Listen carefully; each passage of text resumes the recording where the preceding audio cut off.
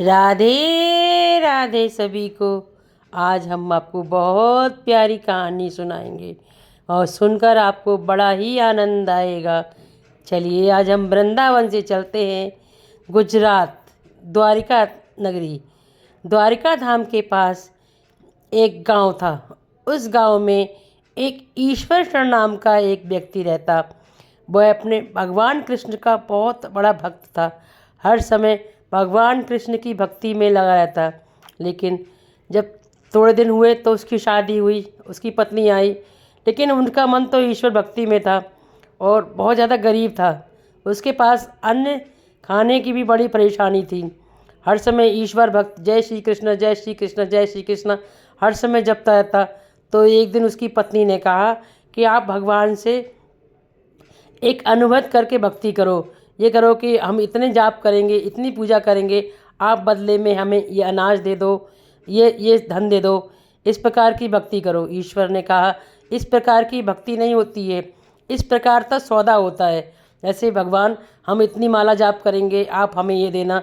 तो हम भगवान से भक्ति नहीं करते, प्रेम नहीं करते, बल्कि हम ये सौदा करते हैं अपने लिए, भोग विलास के लिए, जीवन के लिए।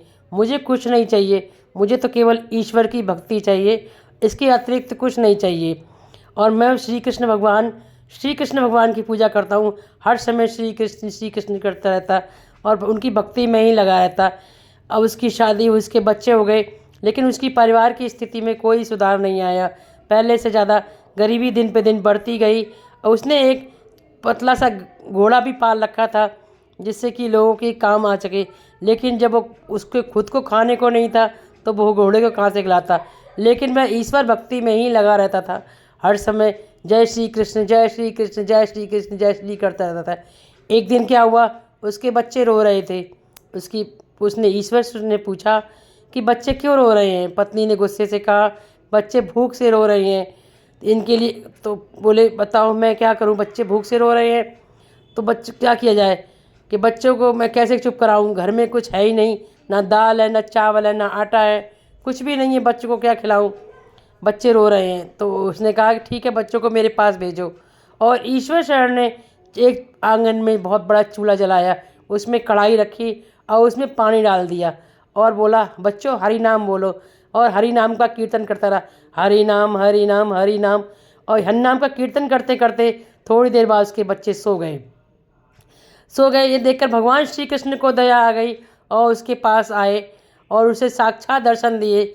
और दर्शन देखा तो ब्राह्मण, वो ईश्वर चरण खड़ा हुआ था, उसका परिवार के बच्चे सोए हुए थे, उसकी पत्नी भी बगल में सोई हुई, पास में सोई हुई थी बच्चों के पास।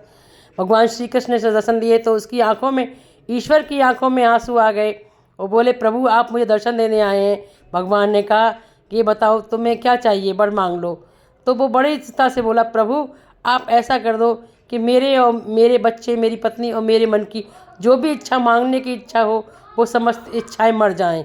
यह सुनकर भगवान कृष्ण में बड़े दुख लगा। मतलब कहा कितना बढ़िया भक्त है, इसने अपनी सभी इच्छाएं मारने के लिए तैयार है। उसी समय भगवान कृष्ण ने उसी कढ़ाई में उनके लिए खिचड़ी बनाई, फिर सबको जगाया और अपने हाथों से सबको खिचड़ी पवाई। उस ईश्वर शरण को, उसके परिवार को, उसके बच्चे को, उसकी पत्नी को, सबको भरपेट भोजन कराया। उसके बाद में कहा कि आप लोगों ने बहुत दिन यहाँ रह लिए, चलिए अब हमारे साथ गोलोक चलिए। फिर ईश्वर शरण की भक्ति के कारण उसकी पत्नी, उसका बच्चे, उसके साथ में जो एक घोड़ा रहता था सूखा साखा, वो भी गोलोक पधार गया। इस प्रकार भगवान की भक्ति जो सच्चे मन से करता है, साक्षात भगवान उसको दर्शन देने आते। भगवान हमारे बड़े दयालु हैं, बड़े कृपालु हैं। वो अपने भक्तों को कभी भी दुखी या परेशान नहीं दे सकते। हमें लगता है कि भगवान हमें देर लगा रहे हैं, लेकिन भगवान हमारी परीक्षा ले रहे हैं। लेकिन भगवान भी हमें देखते हैं कि हमारी भक्ति स्वार्थमयी है कि निस्वार्थमयी है। भक्ति हमेशा निस्वार्थमयी होनी चाहिए।